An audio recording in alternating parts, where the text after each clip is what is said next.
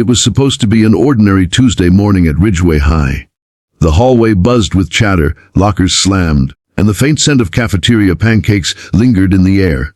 But for Emily Carter, a shy, soft-spoken girl with glasses too big for her face, it was just another day to keep her head down and avoid trouble. Unfortunately, trouble had a way of finding her. She had no idea that today would be the day her life would change, in the most terrifying and miraculous way. Emily had always been quiet, the kind of student who sat in the back row, doodling flowers in her notebook. She didn't speak unless spoken to, and even then, her voice trembled like a candle flame. This made her the perfect target for Paige and her group of friends. The self-proclaimed queens of the school. They didn't just tease, they hunted. Every day, they picked at Emily's clothes, mocked her second-hand backpack, and laughed at the way she carried herself. Today, however, their cruelty took a much darker turn. It happened between second and third period. Emily had been heading to the library when Paige and two of her friends cornered her near the stairwell. Without warning, they grabbed her by the arm. Emily yelped, her books scattering across the floor. "You're coming with us?" Paige hissed, a cruel grin stretching across her face. Emily's heart pounded as they dragged her toward the girls' bathroom, the sound of her shoes squeaking against the linoleum floor echoing in her ears.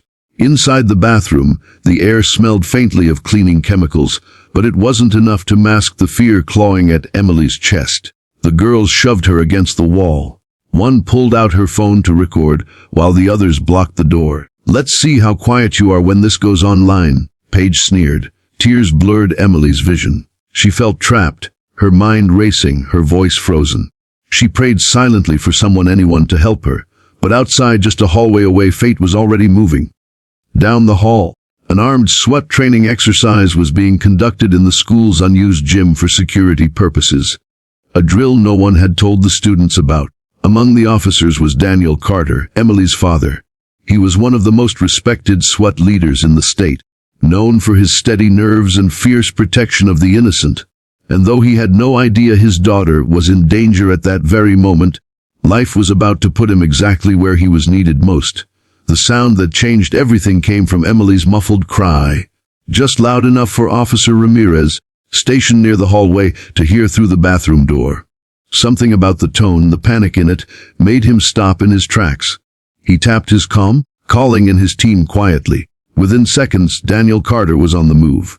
He didn't know whose voice it was, but something deep inside told him this wasn't just a routine disturbance. The bathroom door slammed open. In stormed three SWAT officers, Daniel at the front. His eyes scanned the scene. Emily pinned against the wall, Paige's phone in her hand, the other girls blocking the door. For a split second, the world stood still. Then recognition struck like lightning. Emily. Daniel's voice was both sharp and trembling. The bullies froze, the color draining from their faces. Paige stammered, "We were just..." But she didn't finish. Daniel's team moved swiftly, separating the girls, taking the phone, and ensuring Emily was safe. His hands shook slightly as he guided her away from the wall, his protective instincts in overdrive. Emily buried her face in his chest, sobbing. The officers escorted the bullies out, their laughter replaced by silence and shame. In the principal's office later, the truth spilled out. The video was deleted, and the bullies faced serious consequences, including suspension and mandatory counseling. But for Emily, the damage was more emotional than physical. That night, sitting on the couch wrapped in a blanket, she looked at her father. "I didn't think anyone would come," she whispered.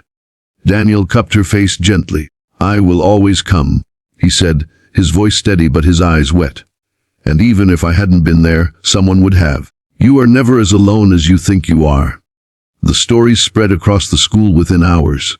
Whispers turned into open conversations about bullying. Emily found herself approached by classmates she never spoke to before, some apologizing for staying silent, others offering friendship. Over time, she began to walk a little taller, speak a little louder. The scars of that day remained, but so did a newfound strength. By the end of the school year, Emily had joined the art club, won a small award for her paintings, and, with her father's encouragement, taken a self-defense class. She was still quiet, but no longer afraid. And whenever someone whispered about her in the hallway, she smiled to herself, knowing that her story had already changed more lives than she could count. The message was clear even in the darkest moments. Help can be closer than you think, and sometimes the quietest people carry the loudest stories of courage.